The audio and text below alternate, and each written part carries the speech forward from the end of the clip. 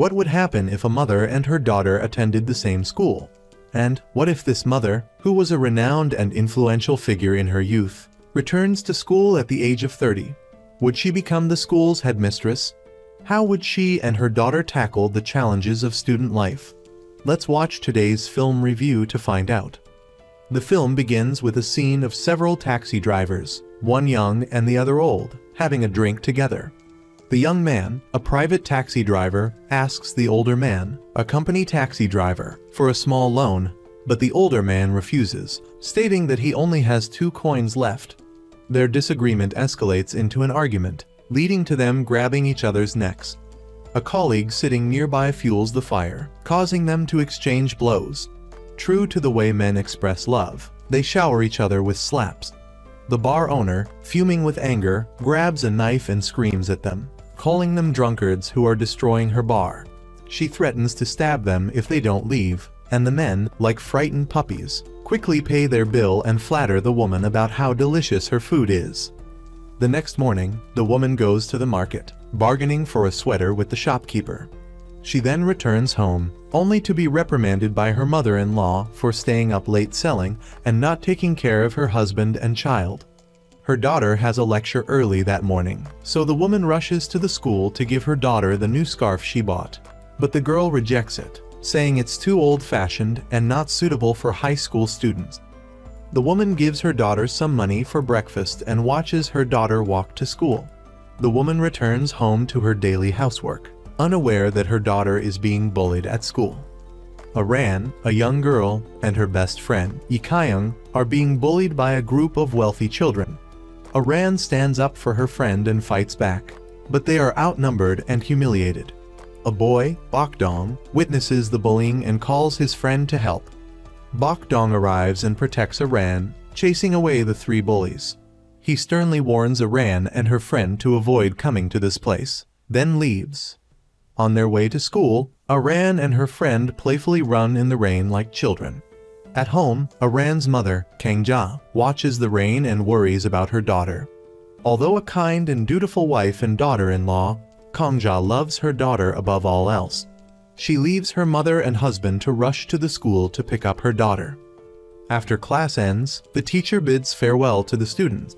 Kangja waits for her daughter outside.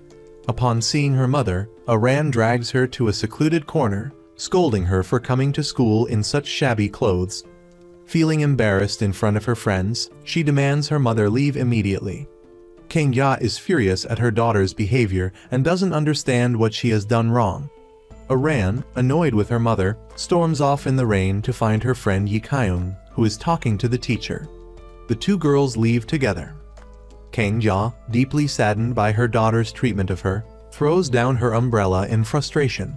The teacher, mistaking her for a student, chases after her and drags her to a bar. He demands that she take her umbrella and leave, ignoring her explanation that she is not a student. Despite her efforts, he doesn't believe her, teasingly asking which class she is in and scolding her for her insolent behavior. Kangja, enraged by his persistent harassment, yells at him before leaving. Back in her car, Kangja remembers the harsh words her daughter spoke to her. She realizes that she, too, had spoken hurtful words to her own mother when she was young. It seems like a karmic cycle that she must face. Feeling defeated and filled with self-reproach, Kangja returned home, hoping to have a serious conversation with her daughter, but Aran was already asleep. She was horrified to discover bruises on her daughter's body, but Aran denied them. Seeing her mother close to losing her temper, Aran lied, claiming the injuries were from gym class and told her to not worry about it. Kangja discussed the situation with her husband and wanted to go to school to confront whoever dared to hurt her daughter. Jin Sang, however, dissuaded her from seeking revenge, knowing it would only fuel further animosity and bring more trouble to their daughter.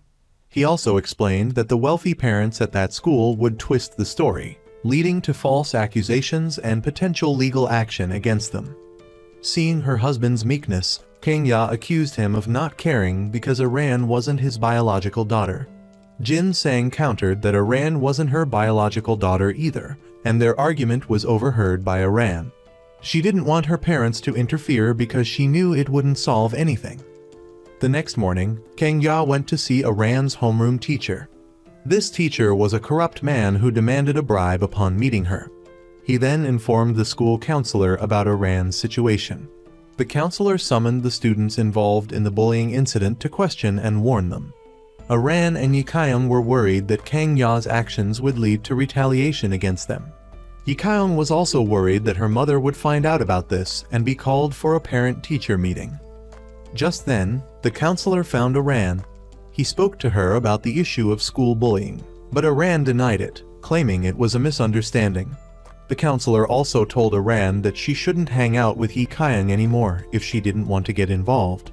Aran stood her ground, stating that she would protect her friend no matter what. As a result, the next day, the homeroom teacher informed Kang Ja of the school's decision to transfer Aran. They wanted to separate the two girls to avoid any further issues due to the incident involving Yikayong. The teacher explained that they lacked enough evidence to prove bullying and urged Kang Ja to let it go for Aran's college future. Kang Ja was furious, calling the teacher heartless and declaring that she would report the incident to the police and the court. She went to the Department of Education to file a complaint about the bullying, but the staff insisted that they needed Aran's statement.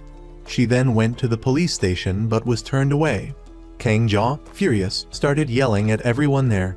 Out of options, she went straight to the court to find a solution. There, she witnessed a hearing about another bullying case. The judge resolved the case amicably, leading Kang Ja to believe she had finally found justice. As it turns out, Kang Ja and the judge were acquaintances, and they greeted each other warmly. However, the reality was far from what she thought. That night, Kang Ja saw the chubby boy who was bullying Aran in court that morning acting out a scene and threatening the boy with glasses. Returning to the court to find the judge, Kang Ja witnessed a mother pleading with the judge for justice, claiming that his inaction had led to her son's death. Meanwhile, the bullies were not held accountable. Aran, on her way home, was followed by someone seeking revenge. She ran into a dead-end alley and had to climb over a fence. She fell, injuring herself. Trying to escape, she was caught by Bok Dong, who threatened her with a knife, forbidding her from getting involved in Yikayong's affairs or facing his wrath. Terrified, Aran agreed. When Kang Ja arrived home, she was shocked to see her daughter injured and trembling with fear. After tending to her daughter's wounds, Kang Ja saw a message from Yikayong. Realizing that someone was retaliating against them and that Yikayong might be in danger, Kang Ja rushed to the school to find her. While asking the teacher about Yikayong, the girl appeared, but was pulled away by someone. Kang Ja tried to follow them, but lost their trail. Suddenly, memories from the past flooded back. Someone had attacked her and warned her about getting involved in school bullying. Feeling helpless, she returned home. She was horrified to find her daughter hiding under the table, traumatized from the recent attack. Kang Ja knew she had to do something. She donned a black outfit and went to a bar, creating chaos and taking down the gangsters with ease. She told the gang members that their boss would hear from her. The bar owner, hearing the name Sashimi, was taken aback. The person daring to claim that name was no ordinary person. Outside, Kang Ja continued to fight the gangsters. With her extraordinary fighting skills, she single-handedly defeated the entire group. Then, the bar owner, known as Princess Han, confronted the person claiming to be Sashimi. But to Princess Han, Kang Ja was just a member of the Wool Gang. Remembering their past, Princess Han and Kang Ja had been classmates who often skipped school to get into fights. They were both involved in taking down a troublesome boy who bullied female students and vandalized a teacher's car they disliked. Despite the headmaster's reprimands and threats, Kang Ja remained defiant, becoming a hero in the eyes of her classmates. After school, Kang Ja helped her mother run their busy food stall. That night, a gathering took place to determine the strongest high school. The groups fought fiercely, some using physical violence, others using verbal attacks, with no one willing to yield. When Princess Han was defeated, she asked her friend to seek help from Kang Ya. Her friend rushed to Kang Ya's food stall, begging her to come to Princess Han's aid. Princess Han was being beaten by the leader of the opposing school. Thankfully, Kang Ja arrived just in time, swooping down like a hawk from the night sky. With a single powerful kick to the leader's face, she knocked him unconscious, becoming a legend. Back in the present, Princess Han and Kang Ya had an emotional reunion after decades. Kang Ja asked Han to help her return to school. Han was surprised that Kang Ja wanted to go back to that place, but Kang Ja explained that she had something important to do. Meanwhile, Aran woke up in the night, remembering Bok Dong's threats and trembling in fear. Kang Ya and Han had a heart-to-heart conversation. Kang Ya wanted Han to help her get back into high school to find the person who threatened her daughter. Han warned of the serious consequences if they were discovered, but Kang Ja was determined, willing to take any risk to protect her daughter. Han agreed to help her friend and promised to handle any problems that arose. On the other side, Yi Kyung was threatened by someone who forced her to do as they said. They told her to keep quiet and transfer schools immediately. Frightened, she called Aran, but Aran was in a panic. Kang Ja returned home and calmed her daughter down. The next morning, the family was horrified to find Aran hurting herself and cutting her hair. Meanwhile, Princess Han and her crew had kidnapped the school counselor, Du Ban, and locked him in a freezer. Terrified, he confessed all his wrongdoings. Princess Han warned him to keep it a secret, as she would be watching his every move from now on. Aran's self-harm led the family to take her to a hospital for psychological treatment. Kang Ya helped her daughter trim her damaged hair and comforted her, encouraging Aran to share what was bothering her so she could find a way to solve it. But due to the threats and fear of her mother's safety, Aran chose to remain silent. The scene shifts to the hair salon where Han is explaining Kang Ya's new identity. She will be known as Bang Wol, a 19-year-old who recently had heart surgery, making her look a little older. After a makeover, including a new hairstyle and other changes, Kang Ya was ready to return to school as a student. Princess Han asked Kang Ya what she would do after finding the perpetrator. Kang Ja wanted to pay back double the harm inflicted on her daughter. Han advised Kang Ya not to resort to violence but to change from the inside out. She assured Kang Ja that she would play the role of a mother and be there for her whenever she needed. Back at home, Kang Ya's mother-in-law and husband were shocked by her new appearance. She searched through her daughter's diary for any clues but stumbled upon a letter where Aran confessed her hatred for her mother for lying about her true identity. The next morning, Kang Ja woke up early to prepare breakfast for her mother-in-law and husband. She then quickly changed into a high school uniform and headed to school. It was hard to believe that this woman was a high school student. Teacher Noah also received a notice to return to school. The principal introduced him to the faculty, and Noah gave a speech, which none of the teachers understood. He would be the homeroom teacher for class 11-3, the same class Kang Ja was enrolled in. The two met in class. While Noah was making his introduction, the students were distracted and ignored him. After Kang Ja greeted the class, she was assigned to sit at Aran's desk. Seeing the graffiti on the desk, which targeted her daughter, made Kang Ja furious. The three bullies approached and tried to provoke Kang Ya. Realizing they were responsible for the graffiti, she didn't hesitate to grab their hair and scold them loudly. She then ordered a student to lock the door. Teacher Noah returned to the classroom and was horrified to see Kang Ja disciplining the bullies. As he was about to hit one of them with his cane, Bok Dong intervened, warning Kang Ja to behave or face his wrath. Without hesitation, Kang Ja turned to attack Bok Dong, but Noah grabbed her hand and stopped her.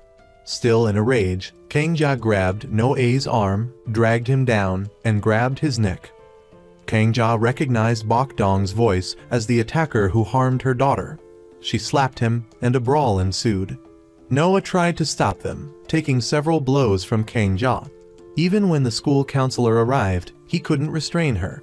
Seizing the opportunity, Kang Ja landed a punch on Bok Dong's face. The group was then summoned to the principal's office to be reprimanded for their violent behavior. The counselor scolded the students for resorting to violence on their first day of school, even in the presence of a teacher.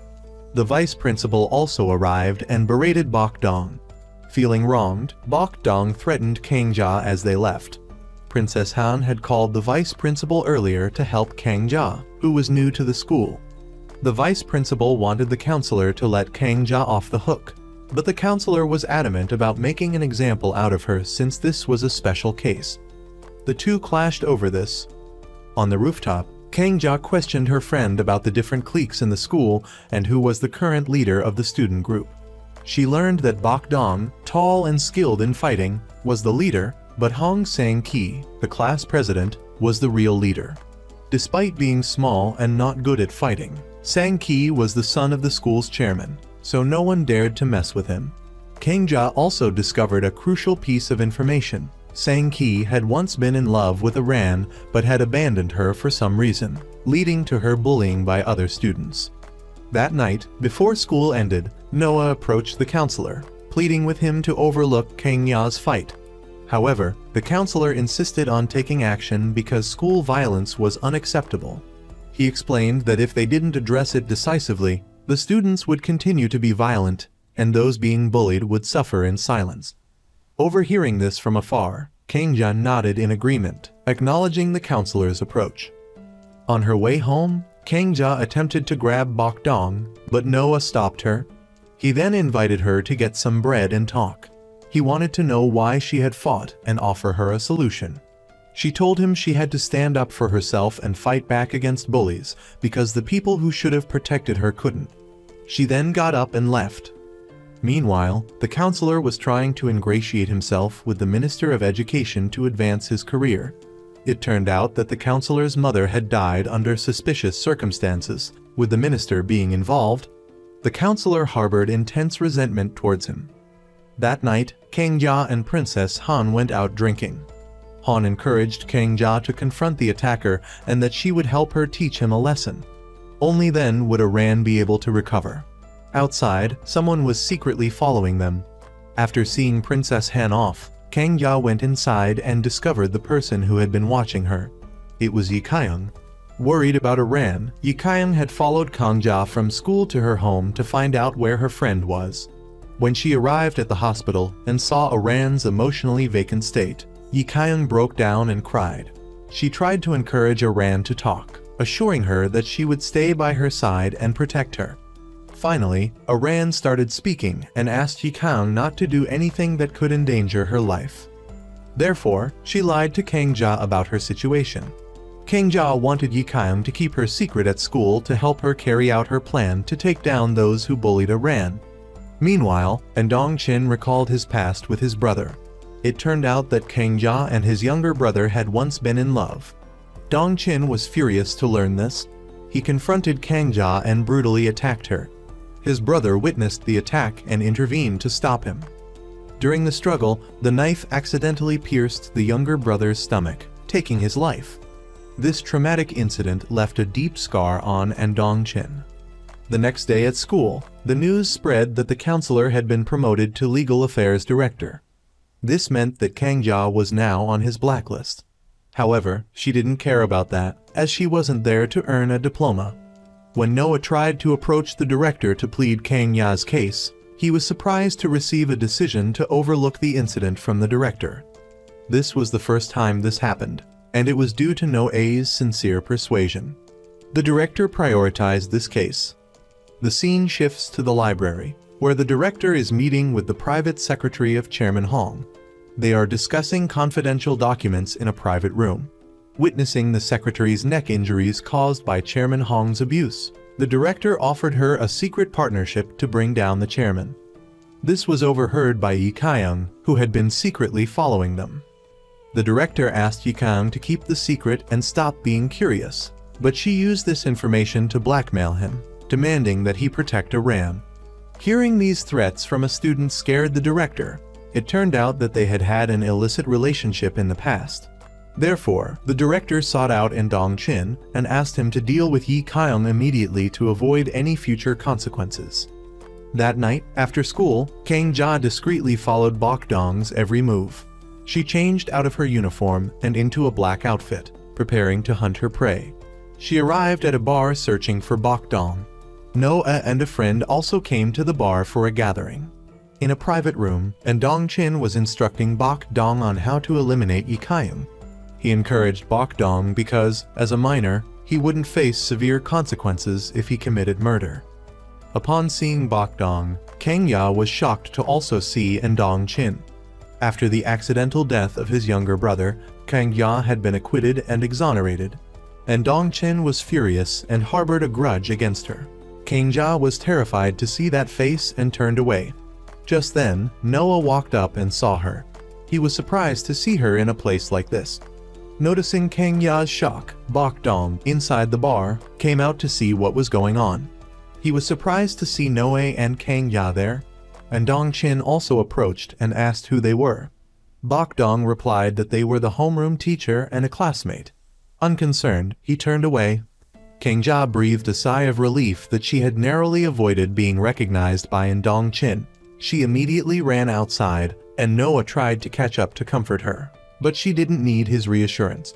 He tried to offer words of comfort, but with her experience as a mother, she saw him as naive and inexperienced. Inside the bar, Dong Chin was showing Bok Dong how to create a crime scene that would look like suicide to avoid any trouble. This was Bok Dong's first test before entering the criminal world. Kang Ya shared her encounter with Dong Chin with Princess Han. Han doubted her, but Kang Ya insisted it was Dong Chin and was thankful that he hadn't recognized her. Princess Han then remembered a time when she witnessed Dong Chin attack and threaten Kang Ya, forbidding her from bothering his brother. He even tried to bribe her, but despite her resistance, she was terrified. She ran to tell Dong Chin's brother about the incident, and he arrived quickly. Han advised Kang Ya to ignore the matter if it wasn't serious, to avoid any trouble with Dong Chin.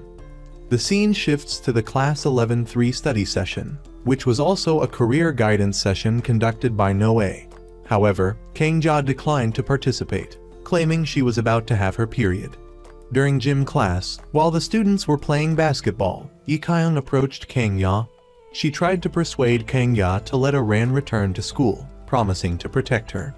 But Kang Ya worried that Bok Dong might hurt Ran, so she needed to know why he was doing it to find a solution.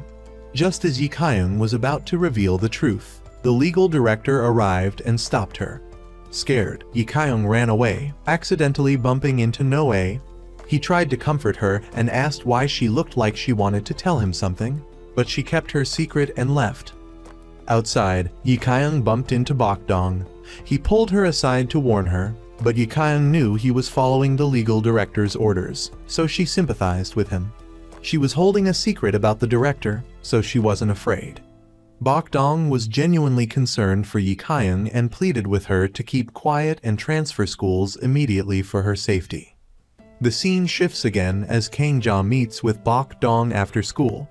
She mentions the name Dong Chin, making him panic. He immediately follows her. At her restaurant, Kang Ya treated Bok Dong to a lavish dinner. She had 3 important questions for him. First, why did he target Ran? Second, would he continue to target her? And third, why was he following someone like Dong Chin?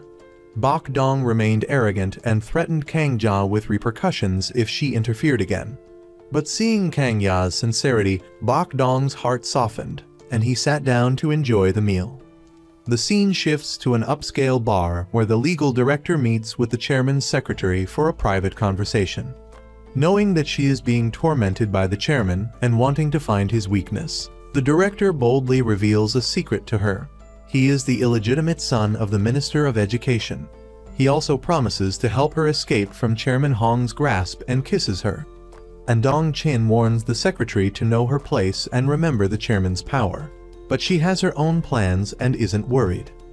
Meanwhile, the director is questioned by the headmaster about rumors circulating online regarding a teacher's relationship with a student.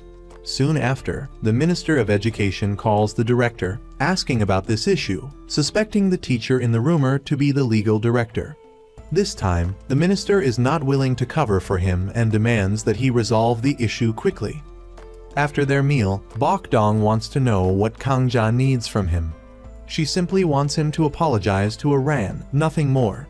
As they reach the door, Bok Dong receives a call from Dong Chin, demanding he find Yi Kyung immediately and bring her back.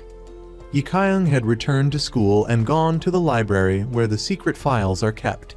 As she opened the door to the secret room, she was discovered by someone. She tried to run away, but she was not so lucky. She was murdered right inside the school. The next morning, Noe and Kang Ya were shocked to learn about Yi Kaiying's suicide. The crime scene was clean. Yi Kaiying's mother was heartbroken and caused a commotion in the school boardroom. The police suspected Bok Dong was the perpetrator and arrested him. Later, Yi Kaiying's funeral was held, attended by many mourners. Her mother blamed the legal director for her daughter's death and vowed to seek justice for her. While the director was talking to Kang Ja, the police arrived with the results of the autopsy. They discovered that she had been 3 months pregnant, shocking the director. He asked the police to keep this information confidential until after the funeral. The legal director furiously called someone to come immediately. Just then, Aran walked up to the director and accused him of being responsible for Yi Kaiying's death. She angrily said that he was the one who murdered her right in the middle of the funeral. This caused a commotion, with people whispering that Aran was unstable. Aran was surprised to see her mother dressed as a student. Noah tried to calm her down and told her about Yi Kaiying's suicide note, which accused Bok Dong of the murder. The shock was too much for Aran, and she fainted. In the car, the legal director reflected on Yi Kaiying's earlier threats. He realized she had been hinting at the pregnancy. He still had Yi Kaiying's phone from the night she was murdered. He was the one who discovered her intrusion and had chased her, leading to the tragedy.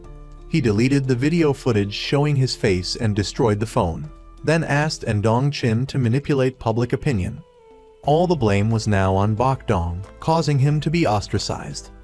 Bok Dong's trial took place. He was found guilty and sentenced to 2 years of probation and 80 hours of community service. This verdict angered the public as they felt it was too light for his crime. At the hospital, Aran was suffering from severe emotional trauma and developed delusions of persecution, accusing everyone around her. The doctors and everyone else were worried about her condition.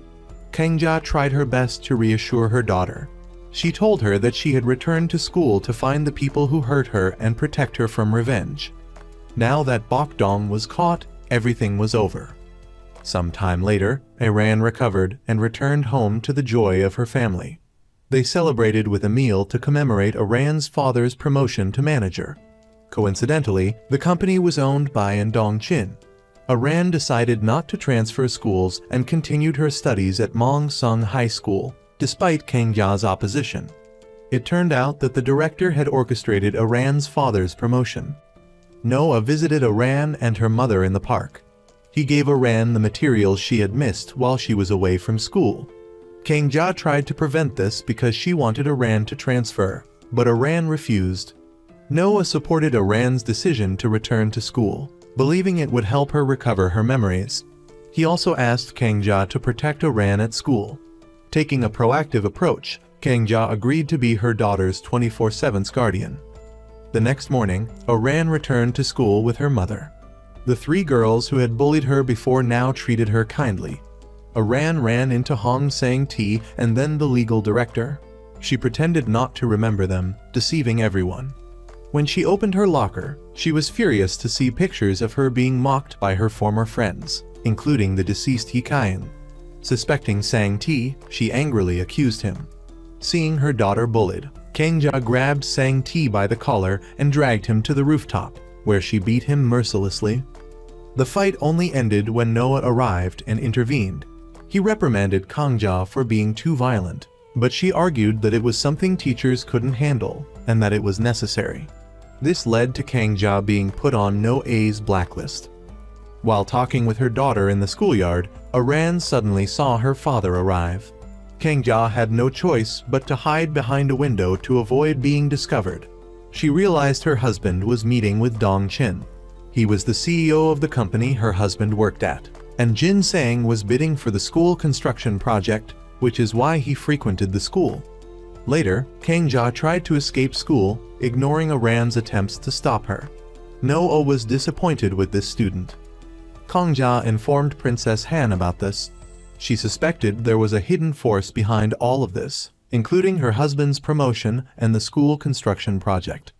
Noah wanted to learn more about Kang Ya's background, so he went to a bar, which happened to be the same one where Kang Ja and Princess Han were. To cover for her, Princess Han pretended to be a single mother raising Kang Ya. Noah understood why Kang Ja behaved so impulsively, and he started to lecture about how bad parenting can negatively influence children's personalities and perceptions. Princess Han was touched and started crying. Her gang members mistook Noah for blackmailing their boss and planned to beat him up. At Chairman Hong's house, the secretary managed to open the safe containing confidential documents. She copied a blacklist containing the corruption of various directors. Suddenly, Chairman Hong returned earlier than expected. Fortunately, Dong Chin arrived and warned the secretary, saving her from being interrogated by the chairman. At the school, Aran pretended not to remember anything and followed the legal director, hoping to find evidence. After he left, she wandered around the library looking for clues. She found a stuffed rabbit, a sentimental memento from her friendship with Yi Kyung that had fallen from a book. Suspecting it was a clue Yi Kyung had intentionally left behind, Aran decided to investigate. That night, the secretary gave the stolen documents to the legal director. They were crucial evidence to bring down Chairman Hong. Kang Ja was worried when she couldn't find her daughter after school. Aran had been hiding in the library waiting for everyone to leave before sneaking out. She used her phone's flashlight to search for clues. She accidentally saw the legal director and the secretary entering the secret room. The secretary heard a noise and went to investigate, only to find Kang Ja. Aran had already managed to hide. When the director walked away, it turned out to be Noah, who was on night duty and had come to check on the situation. Aran quickly pulled her mother aside. The secretary claimed that she was representing her company and visiting the library to review the school's documents. She asked the legal director for help. Noah was convinced by her explanation and left them alone, not suspecting anything. Once they escaped, Noah arrived. They explained that Aran was reading a book and had fallen asleep in the library, and that Kang Ya had come to find her. Aran asked Noah to keep this a secret, and he agreed. On their way back, Kang Ya questioned her daughter about why she was following the director. She suspected his involvement in Yi Kyung's death and warned Aran not to get too involved, for her own safety. She urged her daughter to stop and let her handle things. Kang Ja informed Princess Han about the situation. All suspicions were now directed towards the legal director and his mistress, the secretary. Kang Ja asked Han to investigate and help her contact their old friend, Ayon. The next morning at school, Kang Ya and Aran were talking when Bok Dong appeared. Kang Ya wanted him to apologize to Aran, but he was arrogant and even brought up Yi Kyung's death, infuriating Kang Ja and her daughter. But they couldn't do anything to him. Sang Ti, the class president, intervened and challenged Bok Dong to a fight. He wanted Bok Dong to teach him a lesson, but Bok Dong was on probation and refused. Sang Ti, angered by his defiance, mocked and threatened Bok Dong, throwing a chair at him. Unable to take it anymore, Bok Dong punched Sang Ti.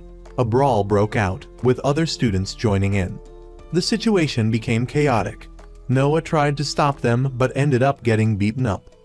After the fight, the vice principal blamed Kang Ya and Bok Dong for the chaos. He then escorted Sang Ti away because he was the son of a prominent figure.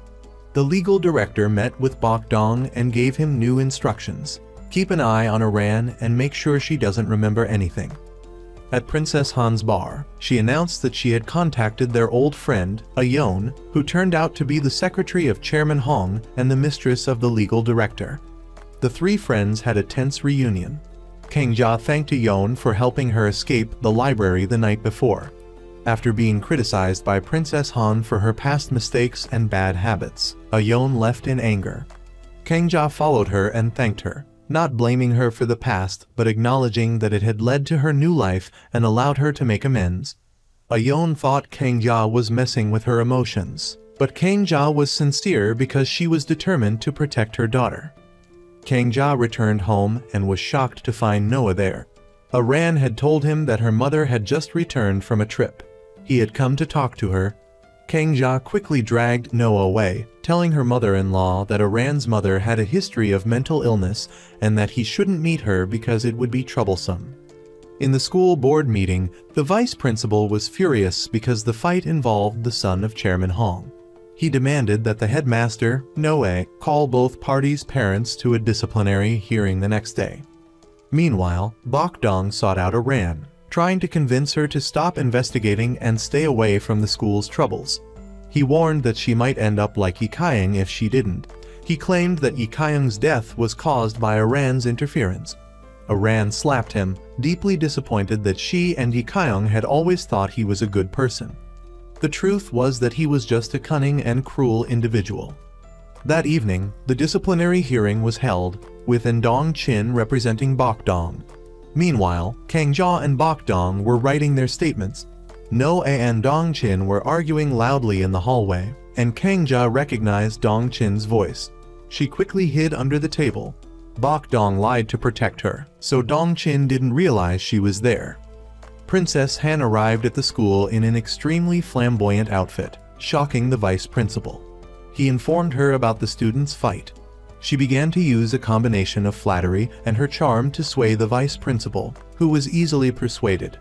He asked for an additional 7-digit expense voucher, which enraged Princess Han. She locked the door and beat him up, showing him what a real party was like.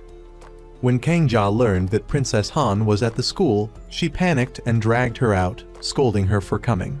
But Princess Han had already taken care of the mess and told her not to worry. Later that night, Kangjia and Princess Han's gang went to the legal director's apartment to search for clues.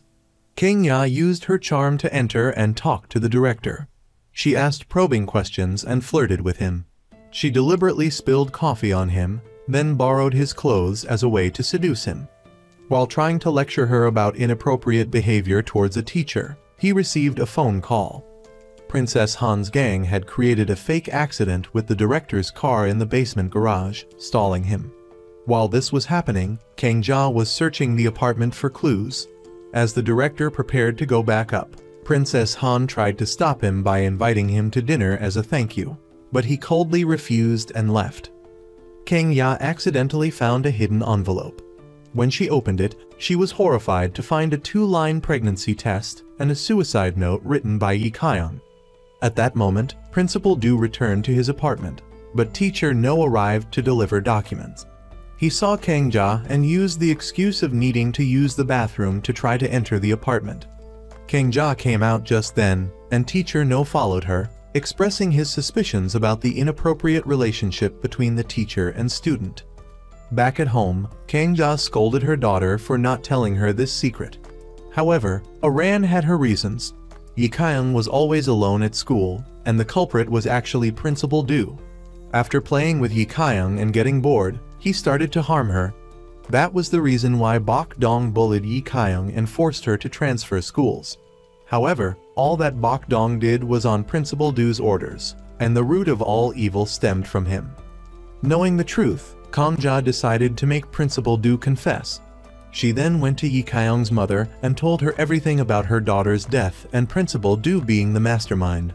However, Ikayang's mother chose to remain silent and cover up the incident. She was too powerless living in this earthly hell. The next morning at school, the teachers were waiting to welcome the chairman's visit. The chairman's group accidentally bumped into Kangjia in the hallway. The vice principal informed the chairman that Kangjia was the one who hurt his son. The chairman, Hong Sang-ti, then gave a lengthy speech about school violence, lasting for over an hour, and made everyone at school stand and listen. During lunchtime, Sang-ti didn't line up to get food, but instead went straight to the front because he was the chairman's son and considered the school his home. Kangya's mother was furious and wanted to confront him, but all the students sided with Sang-ti, threatening to accuse Kangjia of school violence. Kangya's mother had no choice but to leave, defeated by the injustice. That evening, Princess Han's group, including Kangjia, successfully unlocked the door and broke into Principal Du's apartment. Kangjia started collecting evidence of his crimes. At that moment, Principal Du and his mistress, Ayeon, returned, forcing Kangjia to stop and retreat. Jongman's brother had to stall for time for Kangjia. Ayeon went inside first and discovered Kangjia in the apartment. When Principal Du entered, Ayeon lied to protect Kangjia and helped her escape. Kangjia told Ayeon the truth, that Principal Du was a bad person and had made a student pregnant. but Ayeon didn't believe her and thought Principal Du was a good person.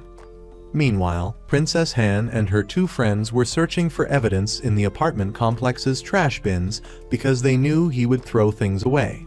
Kang-ja was very grateful for Princess Han's action. They finally found the pregnancy test, serving as proof of Principal Du's crimes.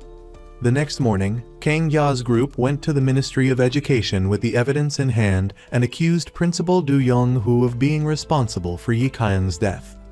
The prosecution immediately went to the school and arrested Principal Du for investigation. The Minister of Education was furious when he heard the news about Principal Du's arrest and demanded that the case be handled quickly. He scolded Du Young-hoo for his wrongdoing and swiftly expelled him from the country to avoid affecting his re-election campaign. On the way to school, Kang-ja was secretly followed by her mother-in-law. Kang-ya's mother-in-law caught her in the schoolyard. Her gang members wanted to defend her, but Kang-ja stopped them and was dragged away by her mother-in-law. Kang-ja tried to explain to her mother-in-law that she was only trying to protect her daughter in this dangerous school. But the older woman didn't care and threatened to expose Kang-ja's true identity. Kang-ja begged her for one more day and promised to resign. Upon returning to school, Kang-ja was surprised to see the legal director back.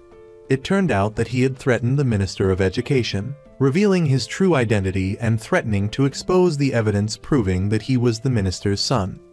This would have affected the minister's re-election campaign, so he had no choice but to yield and help Du Jong-hoo regain his position as the director of the school board.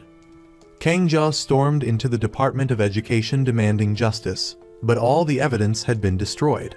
She realized the danger and quickly returned to school to find her daughter. The legal director was also searching for Aran.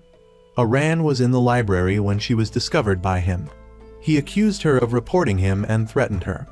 He also falsely claimed that he was the one who had killed Yi Kyung. Noah was nearby and heard everything. He confronted the director, demanding answers, but he lied and claimed Aran was delusional and had falsely accused him.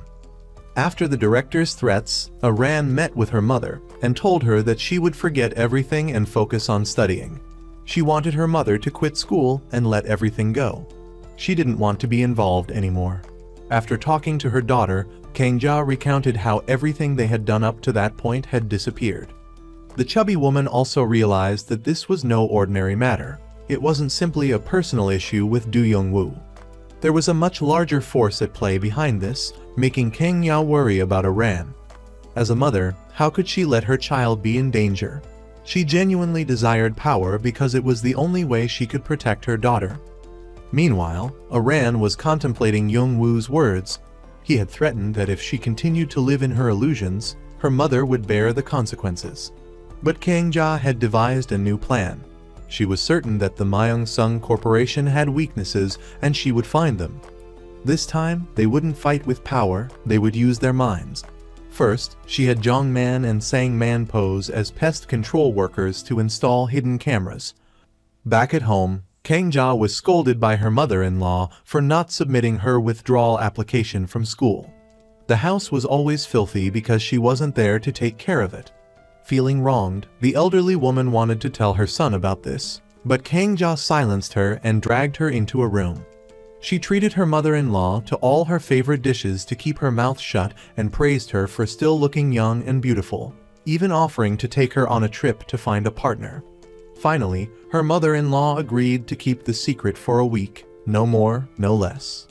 However, back at home, her husband had secretly opened her backpack and found the uniform with a stranger's name on it. When the two of them returned, he pretended to be oblivious.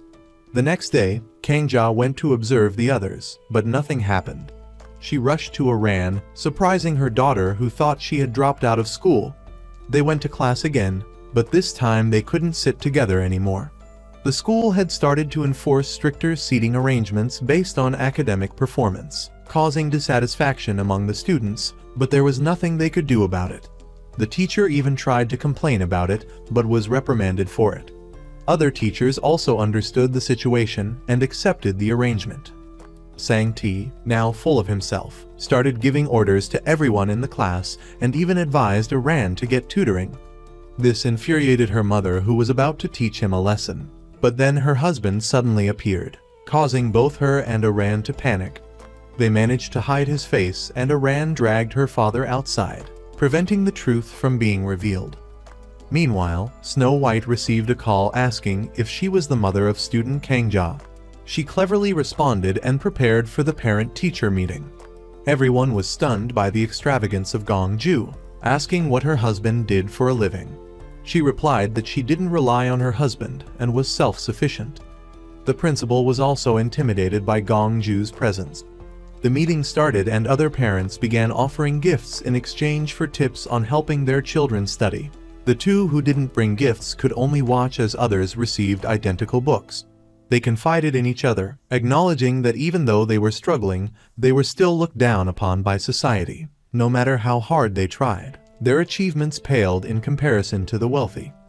Meanwhile, in the classroom, Sang Ti continued to be favored by teachers, receiving respect for everything he did. It's the way life works. Teachers get paid by parents and boom, grades go up. The achievements of those who didn't rely on their parents stayed stagnant. That evening, during their tutoring session, Young Hee sensed something and approached Sang Ti, seeking to join their group. They had all the exam questions beforehand so they didn't have to worry. He demanded that she turn against Kangja in exchange for joining the group, which she agreed to. Coincidentally, Aran's exceptional mother happened to arrive and saw the shady dealings going on. Using her skills, she easily obtained the English test questions from the group and confronted Sang Ti, accusing him of manipulating them. Kangja intended to confiscate everything, but was attacked, with a barrier falling on her. Young Hee, wanting to get the test questions, abandoned her senior and joined the others. As soon as she escaped, she gave a portion of the test questions to teacher No-A, leaving him shocked. He asked who the other students involved were, but Kangja remained silent. However, if the school investigated thoroughly, the students would be caught and punished. Back home, she pretended to be a loving mother, telling her daughter that they wouldn't be taking the test the next day, so she should go to sleep. Aran, knowing the test questions had been leaked, guessed it was Sang Ti, who was arrogant because his father was a powerful influence. The next day, both mother and daughter were surprised to discover that the exam hadn't been postponed. Fortunately, Aran had been diligent and prepared, while her mother went to teacher No-A to find out what was going on. At this point, the teacher was reporting the matter to the principal, but he didn't care. He made excuses, leaving Kangja and the teacher helpless. Desperately, she revealed the names of those involved, demanding a confrontation. Sang Ti's group claimed the questions were from last year's test, and the others sided against Kangya. Young Hee was about to join Kangya, but received a message from her mother threatening to send her to the US to study if she didn't cooperate. Thus, the situation ended like that. Aran, frustrated by Sang Ti's taunts, left. Teacher Noah decided to report the matter to higher authorities, only for the principal to reveal that the teacher's father had also bought his position. Kangya witnessed firsthand the hardships faced by those lower down. That evening, she wrote a letter detailing everything and sent it to the most upright person at the time, Mr. So-chan. Upon learning of the corruption within the education system, Mr. So-chan agreed to help. Kangja joyfully shared the news with everyone, only to discover that Mr. So-chan was actually part of the same corrupt group through the hidden camera footage. Sang Bok, receiving Kangya's letter, slammed it in Young-woo's face, demanding he handle it. He planned to use Young-woo for a while, and then discard him, unaware of the counter-attack plan Young-woo was devising. After everything, Gongju urged her friend to leave school before the others found her. Aran also had to transfer, as she would be Young-woo's first target. After much deliberation, Kangja decided to stay and bear the consequences, refusing to make her daughter carry the burden alone. Upon returning home, her mother-in-law, unable to hold it in any longer, revealed to her son that Kangja was still attending school. Kangja, quick-witted, claimed she was going to a school for mothers to become a better daughter-in-law, leaving her husband unsuspecting. She then persuaded her mother-in-law to keep silent and not reveal any further information. Teacher Noah confronted his father at home, asking if it was true that he had bought his position. The revelation that it was true filled him with deep sorrow. The next day, while Kongjia was talking to Bok Dong, she heard a familiar voice and quickly covered herself. It was her husband, Jin Sang, talking to his boss. Bok Dong, who had developed feelings for Kongjia over time, was enthralled by her scent. Then an incident occurred. Jin Sang spotted his wife in the form of a schoolgirl and came to confront her. Bok Dong, misunderstanding, thought Jin Sang was having an affair with Kongjia and berated him. Thankfully, the boss intervened, putting a stop to the argument. Following this incident, Bok Dong told Kongjia to ask him for money if she needed it and handed her his wallet. Back in class, Kongjia noticed that teacher Noah was unwell, so she dragged him to the infirmary and gave him acupuncture, which relieved his pain. He was deeply moved, recalling his father, and tears streamed down his face.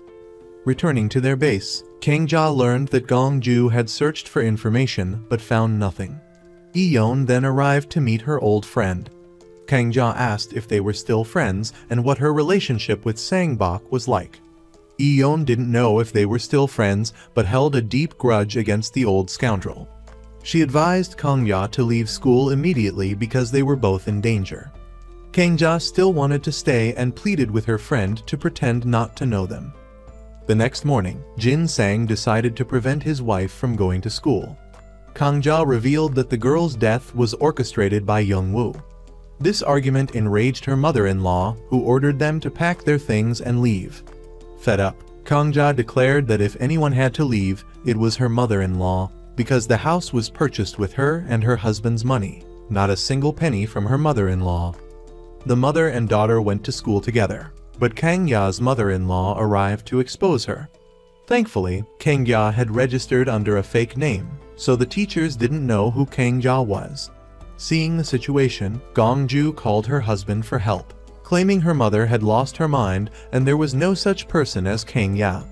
Jin Sang whispered to his mother, asking if she wanted their daughter to lose her job, which made her realize her mistake, and she started acting crazy to avoid suspicion. Meanwhile, a serious incident occurred. Young-hee skipped school and fell asleep in the storage room. Someone played a prank on her and locked her inside. Feeling guilty, she didn't dare ask her family for help, and those who weren't close to her just ignored her because they disliked her. When night fell, a classmate texted Kongjia, but her phone was with Gongju. So, Gongju came to the rescue after everyone left. They brought Young-hee back and interrogated her, asking if she had been locked up because no one was willing to help her. Gongju also shared her experiences as a school gang leader, which Young-hee admired.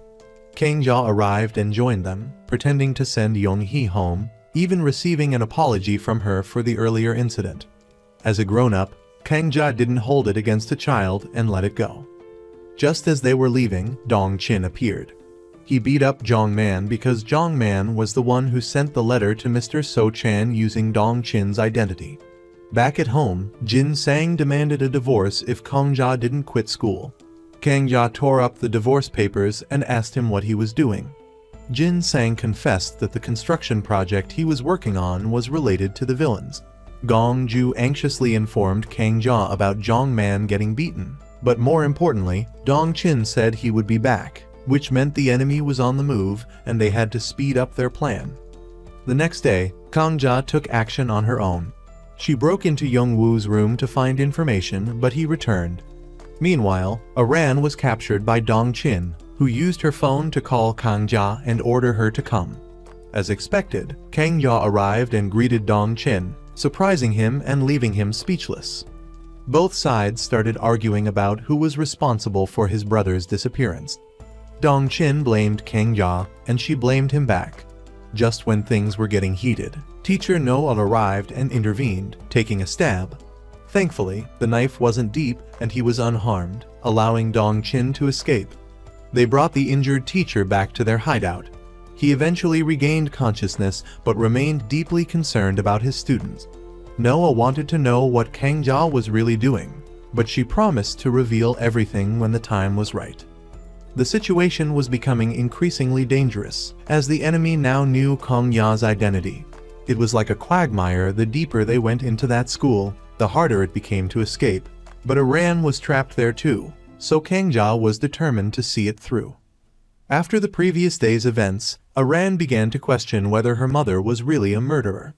Jin Sang also came to try and take his wife home, but Bok Dong saw them. Hearing them address each other as siblings, Bok Dong thought Jin Sang was a terrible brother and punched him. Aran then bumped into Dong Chin, but learned that he was protecting them, having only threatened her mother and demanded their emigration. He then met with Jin Sang to confirm Aran's true parentage, discovering that she wasn't his daughter but the child Kang Ya had left behind. Understanding the situation, Dong Chin told Jin Sang to send his daughter to study abroad, promising support. That evening, when Kang Ya returned to the base, Bok Dong saw her and rushed in to save her, thinking she was being held captive. Gong Ju, who loved strong men, invited him to talk. The two big sisters tried to trick the strong, simple guy to leave so he wouldn't affect their plans. However, surprisingly, Bok Dong called Dong Chin his brother and lived with him. Even more surprising was that Aran followed the address and found Bok Dong. He advised her to go home because Dong Chin wasn't in a good mood, but she was fearless and snuck inside, where she discovered Eon. The two discussed Kang Ja and wanted to take both mother and daughter away, but Aran made a noise and Bok Dong intervened, lying to his brother. The two friends talked about the tragic story of their friend, and Aran learned that she was getting closer to a deadly truth. If she discovered the truth, she might be the next victim, and Kang Ya would also die if she didn't stop. Bok Dong urged Aran to tell Kang Ya to stop what she was doing. At home, Kang Ya's husband revealed that Dong Chin was sending them to study abroad, meaning he wouldn't harm them anymore. That evening, Gong Ju introduced Kang Ja to a vulture, a person who cleaned up the mess left behind by the higher-ups. Kang Ya, using makeup and her singing voice, charmed the man, extracting information from him. Gong Ju also helped by using her massive physique to intimidate the man. The next day, Kang Ja used the information she had gained to ask Yong Hee to investigate, but Dong Chin discovered them. We all know the consequences. Thankfully, Bok Dong intervened to save her. However, his actions came at a cost, as he was slapped and dragged away. The next day, Kang Ya went to check on Bok Dong, finding him injured but still advising her to leave. It was too late. Dong Chin arrived and Kang Ja taught him a lesson about brotherhood. By chance, teacher Noah was outside and recognized Kang Ya's true identity. Kang Ya was speechless. Teacher Noah came to check on Bok Dong and protected Kang Ya and Bok Dong from Dong Chin's taunts. He threatened to call the police, but the crazy guy didn't care. He asked his brother who had been paying for his education. Seeing their pleas, Bok Dong decided to kneel down and thank his brother for providing him with an education. He asked for permission to leave and live his own life. Dong Chin was moved by this and considered his actions. The three of them took Bok Dong to the hospital and started telling him about Kang Ya's identity as Aran's mother. The teacher urged her to leave school, but she refused, as she still needed to protect her daughter. Bok Dong, realizing his feelings for his aunt, got up and left. With the situation at this point, Kang Ja started planning again with Gong Ju. She wanted Aran to transfer schools first while she stayed to gather more evidence. Gong Ju came up with another plan and shared it with her friend. The next day, teacher Noah tried to persuade Kang Ya to leave school quietly, but she refused. Meanwhile, after So Chan gave a speech for his election campaign, he was attacked by a fanatical supporter, none other than Snow White. She successfully took a strand of his hair without anyone noticing. Zhang Man and Sang Man cleverly managed to get a sample of Yong Woo's hair as well. Bok Dong was taken by teacher Noe to visit his brother in prison. After talking to him, he realized he needed to change and revealed to the teacher that his friend's death was not his fault, but teacher Yong Woo's. Noe, understanding the situation, was heartbroken and vowed to put the evil teacher behind bars. Kang Ya received good news from her friend. The two hair samples could be used to determine if there was a relationship between Yong Woo and So Chan. However, they were worried about the enemy's power and feared that they could cover up the truth. The next morning, Kang Ja went to apologize to Bok Dong, but he scolded her. The rumor of Aran transferring schools spread widely. Meanwhile, Aran and her friends were working in a labor camp when they were swallowed by a sinkhole. The news spread quickly, leaving Young-woo's group uneasy. The three unfortunate students were seriously injured, causing outrage among parents. Young-woo personally went to talk to them. Initially, the two mothers were adamant, but they softened their stance when they heard that their children's grades would be considered. Kang-ya and teacher Noah heard everything, and were deeply concerned about the group's next move. Seizing the opportunity, Kang-ya used this as an excuse to stay at school and investigate. Teacher Noah was planning to resign but decided to stay and find the light at the end of the tunnel. Kang-ja placed her trust in this new ally. That evening, they went to the base to discuss their plan. Kang-ja called Jin Sang to ask if the construction site he was working on was related to the sinkhole at the school, and he said it wasn't. Kang-ja concluded that the two incidents were related. Having lived with her husband for so long, she knew the difference between truth and lies. They all got ready and infiltrated the construction site to investigate. They found someone stealing resources and apprehended him to extract information. They learned that the man was just trying to make money by stealing resources because those above him weren't providing any funding, leaving the workers practically starving. Meanwhile, Young-woo was pleased with how things were unfolding. He knew he would be discarded after he was used, so he took advantage of the serious core extraction issue at the construction site and used it to frame the old guys. The next day, according to plan, teacher Noah informed the parents about the unsafe construction. However, most parents were afraid to speak out because it would affect their children's grades. Kang-ja successfully convinced the mothers to unite. They even had support from Young-hee, who posted information online after witnessing her friend's injuries. Sang-bok was furious about this news.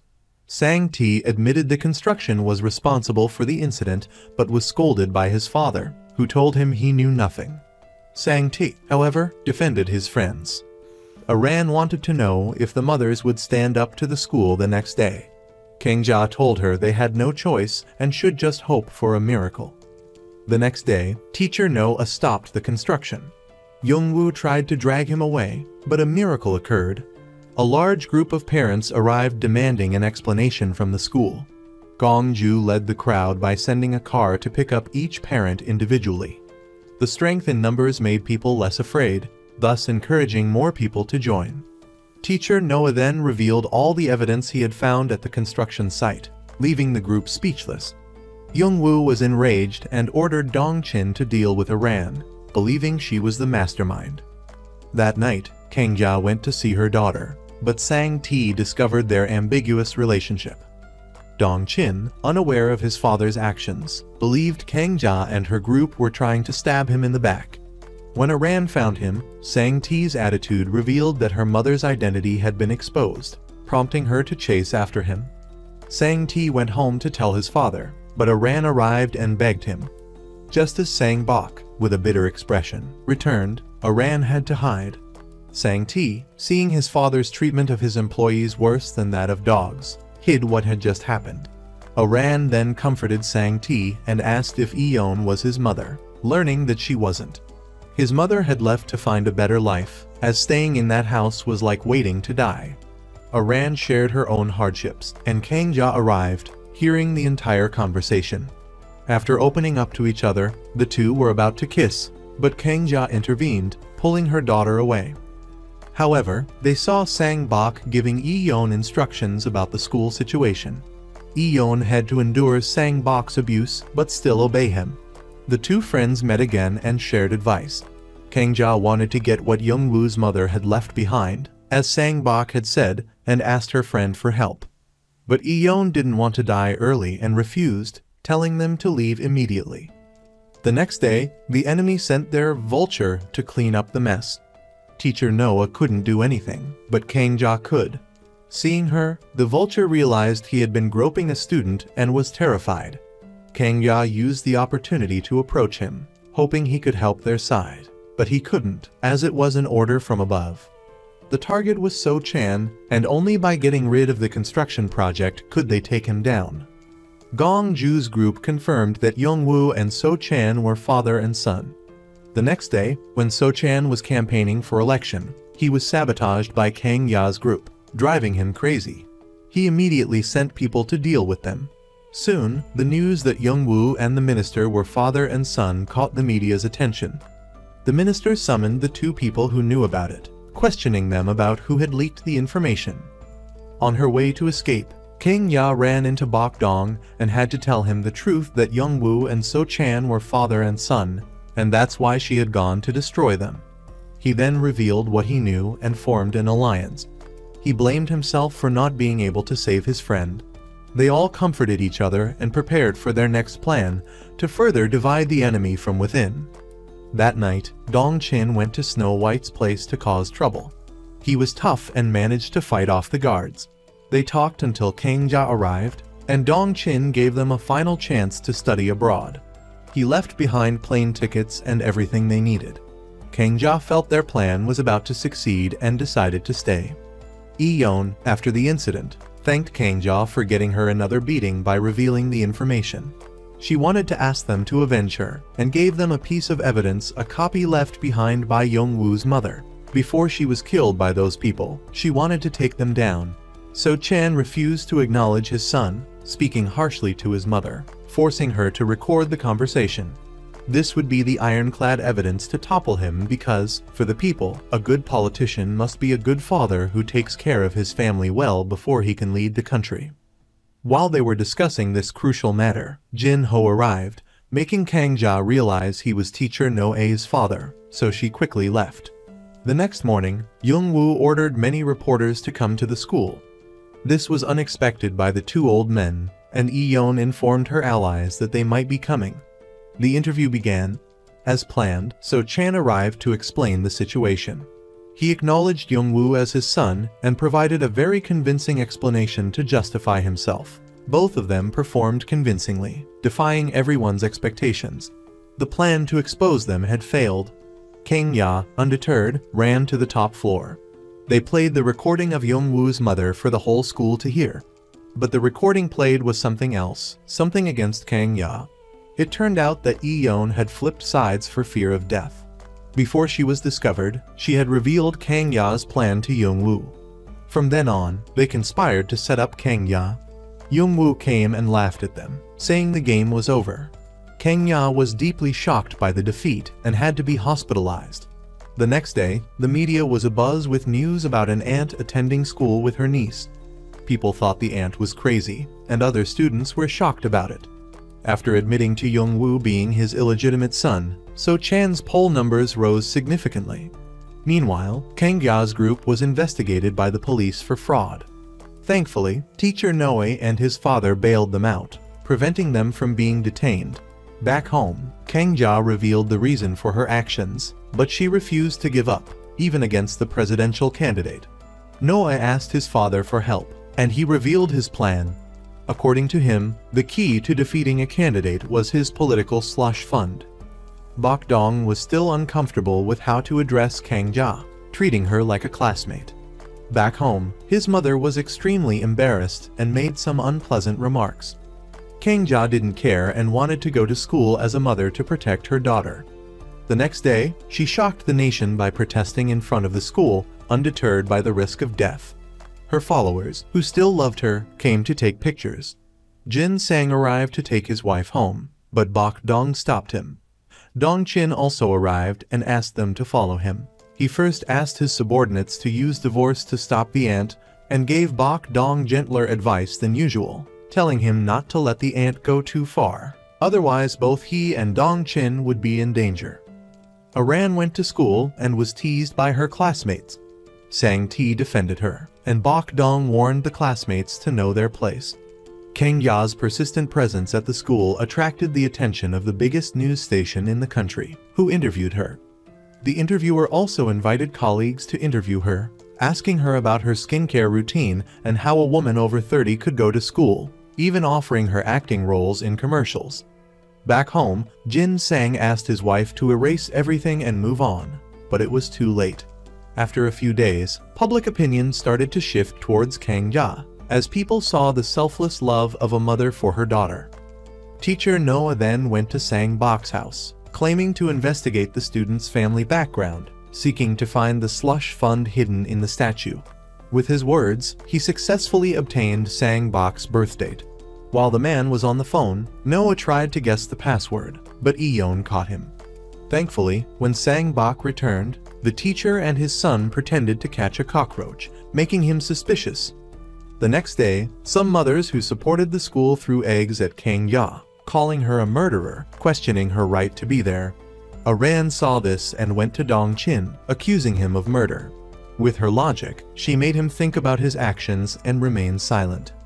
Kang-ya was arrested for causing trouble and thrown in jail. Bok-dong, unable to do anything, waited outside.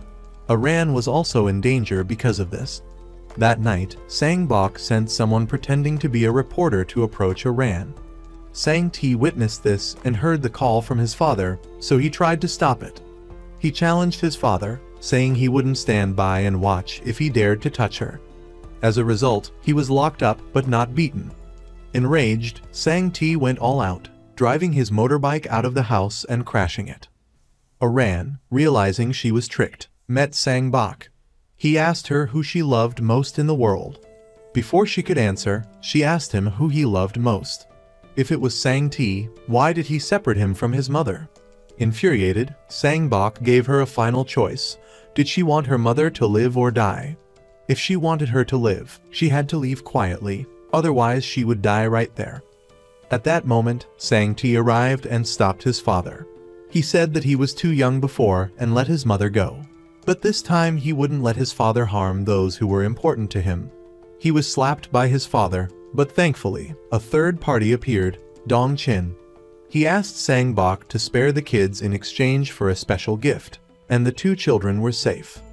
Just as they left, Bok-dong arrived and saw his brother having an important conversation with Sang-bok. He had successfully restored the phone of the deceased student and showed it to Sang-bok. It contained all the data from that night, evidence that completely put him above Young-woo. Sang-bok, delighted, agreed to let Dong-chin take the mother and daughter out of South Korea. Meanwhile, Kang-ya was released from jail and received good news. A key witness had appeared on their side. He had written down all the details of the bribes he received from Sang-bok since he started working for him. The problem was that the evidence was in Sang-bok's safe. Kang-ya called Sang-ti, who was with Aran, and asked for help. With the help of his filial son, Kang-ja learned the password and went to get what she wanted. She saw Eon trying to find the password. It turned out to be Sang-ti's birthday, and she retrieved what she wanted. Eon threatened her to hand it over, but was slapped and learned that this was related to her daughter's life, so there was no way she would give it to a traitor. Sang-bok, seeing what Kang-ya did, ordered Dong-chin to deal with her, threatening to take care of the mother and daughter himself if he didn't. When teacher Noah returned home, he found himself beaten up. Dong-chin then appeared, took all the security cameras, and warned Kang-ya that if she continued, Aran would be the first to die, so she should stop. He easily retrieved the notebook and left. He then gave it to Eon, wishing her happiness, which made her feel touched and admit that her time with him wasn't entirely miserable. She then took the notebook to Young-woo, hoping to gain his protection. The next day, many things happened. Gong-ju's base was searched by the police, instigated by Dong-chin, who urged Kang-ya to get on the plane immediately. Bok-dong, realizing he couldn't stay on the side of good, decided to do something drastic and left. Kang-ya, now weak, returned home and convinced her daughter to move to another country, saying this one was too strange. The next day, news spread about Aran's family emigrating. Sang-ti was furious and confronted his friend. He couldn't accept this because she was the first person he could open up to. They argued intensely, blaming Sang-ti's father for their situation, although they didn't want it. His mother at home refused to leave because she was too old and wouldn't know the language, making her life impossible. This made Kang-ja suggest a divorce for the first time. She met teacher Noe and confided in him that she no longer had the courage to fight. The teacher remained resolute, determined to fight them, no matter how long it took. Meanwhile, Bok-dong returned to his brother's house and worked as an interior designer. He tried to find the safe but couldn't and was caught. Luckily, he wasn't beaten. Young-woo's group was accelerating their plan, rallying other shareholders to their side against Sang-bok. The next day, they decided to reveal all the evidence, But Sang Bok wasn't someone to be trifled with. He and So Chan appeared, and he scolded Young-woo for stabbing him in the back. The notebook Eon had taken was a fake, not the real one. Sang Bok then counterattacked, showing Young-woo the evidence he had obtained from Dong Chin, which surprised him. So Chan also arrived with an angry expression and slapped his son for causing trouble. He gave Young-woo two choices: leave the earth, or, after he became president, Young-woo would be responsible for the construction project. Back at Aran's house, today was her last day of school. Out of love for his wife, Jin Sang chose not to break up and used all his savings to send his wife and daughter abroad. Aran went to school to say goodbye to everyone, but a major incident occurred. The construction site seemed to have had a serious impact on the school. Numerous cracks appeared, and Aran's father went to request an evacuation permit. But Sang Bok refused and demanded the construction team to fix it immediately. Seeing their stubbornness, Jin Sang tried to fix the ceiling and water pipes himself, ignoring the danger. As a result, the newly built building collapsed, causing 10 injuries and many missing people. Kang Ya searched for her daughter but only found one of her shoes. Dong Chin also arrived, worried about Aran, but was relieved to see her safe. Aran, now knowing everything, asked Dong Chin if he was her real father. The mother and daughter were reunited, but Bok Dong wasn't as lucky. Days later, the number of fatalities increased, including Jin Sang, who passed away suddenly. Sang Bok didn't show any emotion after the incident, leaving Sang T heartbroken after losing several friends. Young-woo arrived and warned him to quickly find a new scapegoat, or they would have no choice but to die. Bok Dong, luckily, survived the incident but was still unconscious. Before this happened, he had found evidence that he planned to give to Aran, but something happened. They also found a new ally, the mother of the deceased student. She disguised herself as a nurse and recorded the conversation between the two villains. The next day, they asked Jin Ho and people in the industry to take over the case, trying to find all the evidence before So Chan became president. The opposing side also arrived with numerous faces of the best people. The trial took place, and Young-woo's side had all the best lawyers, making it easy to dismiss the charges. They blamed Jin Sang, who, being dead, couldn't defend himself. Seeing this, their side released the recording of the two villains, but the case was too serious and there was no end in sight. The next day, the other side dug up Kang Ya's past to weaken their side.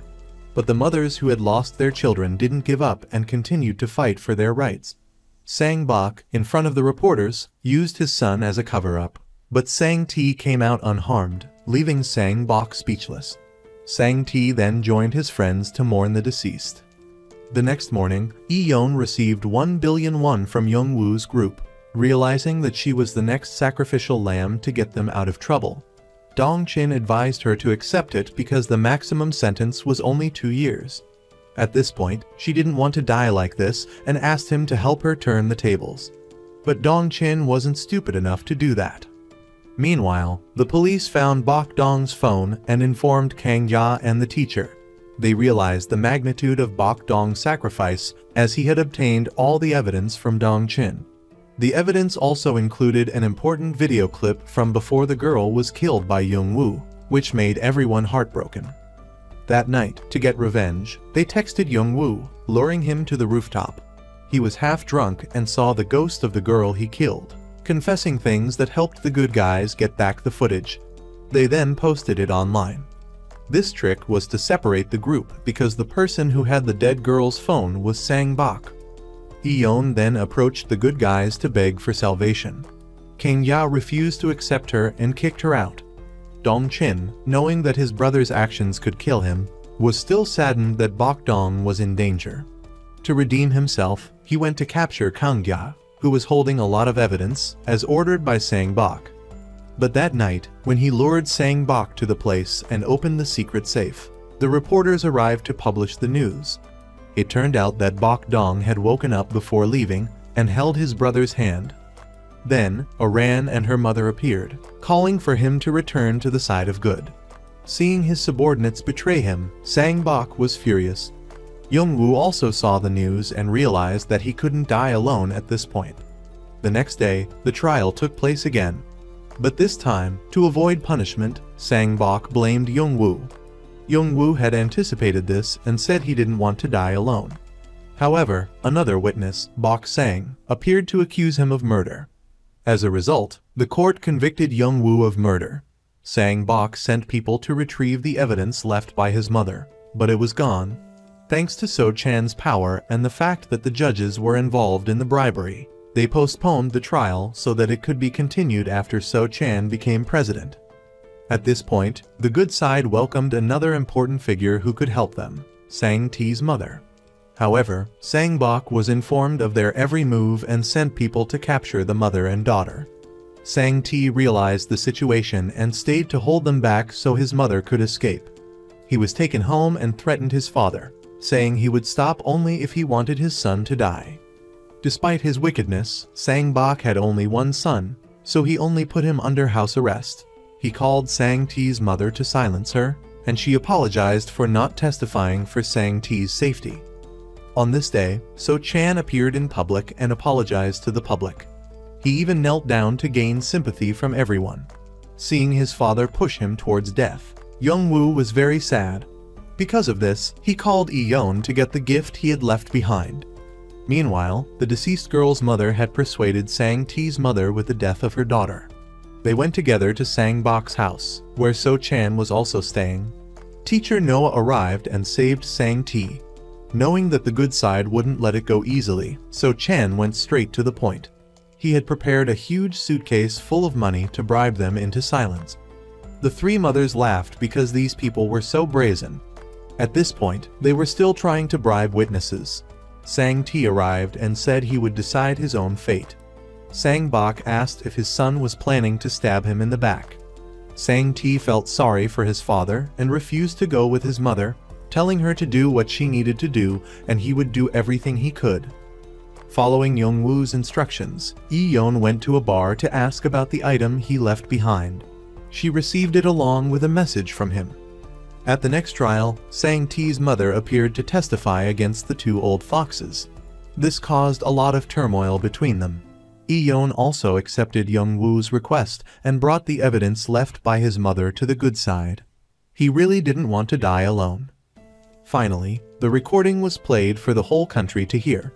The harsh words So-chan had used towards his son and Young-woo's mother shocked everyone. Young-woo admitted that he was a monster, but it was his father who made him one. So-chan, in his fury, also revealed his true face. As a result, the trial was postponed again to find more evidence. The good side needed to find the notebook containing the record of all the bribes that the two foxes had received, which was currently in Sang-bok's possession. Eventually, the trial continued, but they still couldn't find the final evidence. So, the court convicted those involved, sending them all to jail. However, after only 3 months in prison, Sang-bok was released because he still had an ace up his sleeve. This news made Dong-chin, who was serving his sentence, very worried because he knew who Sang-bok was targeting. While one officer was in the bathroom and the other was distracted, he took them down and escaped. That same day, Kangja was kidnapped by the bad guys. That night, Dong-chin called Aran to meet. They looked at each other and felt a sense of relief. Aran cried, saying he was clearly her father but wouldn't admit it. But Dong-chin revealed the truth. Aran wasn't his daughter but his niece. He told her that he had accidentally killed her father, who was also his brother. When Bok-dong arrived, Dong-chin gave Aran a photo and left immediately. Dong-chin then went to confront Sang-bok, and Kangja was being tortured there for daring to go this far. As Sang-bok was about to give her a mace, Dong-chin appeared. The thugs weren't old enough to stop him, so Sang-bok used Kangja as a threat. But this mother wasn't easy to deal with. She turned around and beat him up, stopping Dong-chin from killing him. But Sang-bok didn't repent and continued to harm Kangja, forcing Dong-chin to push him through the wall with his body. In the end, they escaped safely, but a mysterious figure arrived to help Sang-bok leave. Everyone's lives became more peaceful from then on.